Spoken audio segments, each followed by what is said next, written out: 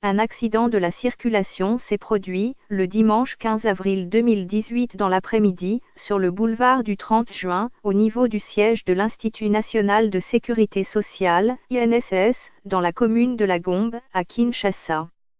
En effet, un véhicule de marque Toyota Hilux, en provenance du siège national de l'INSS, est entré en collision avec une autre Toyota TX qui roulait sur le boulevard du 30 juin et se dirigeait vers la gare centrale. D'après les témoins de cet accident, le chauffeur de la Toyota Hilux était en état d'ivresse alors qu'il avait pris la 4e bande gauche pour se diriger vers la gare centrale. Au moment où le conducteur de la Toyota Hilux, venant de l'INSS, voulant s'engager sur la bande gauche, a actionné le clignotant pour changer de bande, sans faire attention. Et la collision de deux véhicules est vite arrivée. Accusé d'être à la base de cet accident, Tony, le chauffeur de la marque Toyota Hilux, a balayé d'un revers de la main cette accusation. Il prétend n'avoir pas vu le clignotant, je roulais vers la gare centrale.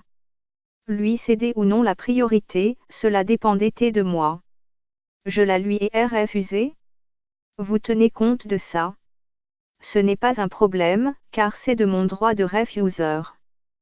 Par ailleurs, ce même chauffeur, ivre, estime que le comportement affiché par son collègue est un manque de courtoisie routière. Il est vrai que j'ai bu. Et même si je suis en état d'ivresse, pourquoi faut-il qu'il insiste? J'allais vers la gare centrale et lui m'en a empêché. De son côté, l'élément de la police de circulation routière, PCR, dépêché sur les lieux de l'accident, considère cet acte comme un refus d'obtempérer aux règles établies dans le code de la route. D'après lui, ce chauffeur ne pouvait pas plaider non coupable, car il n'a pas respecté ses ordres. En tant qu'agent qualifié, mon rôle est de mettre de l'ordre pour éviter les embouteillages. Alors que j'avais stoppé le passage de façon à permettre au véhicule conduit par cet agent de l'INSS de passer, c'est le moment choisi par le chauffeur de la Toyota Hilux à refusé de se soumettre à mes ordres. Au final, voilà la catastrophe, a déclaré cet élément de la PCR qui a requis l'anonymat.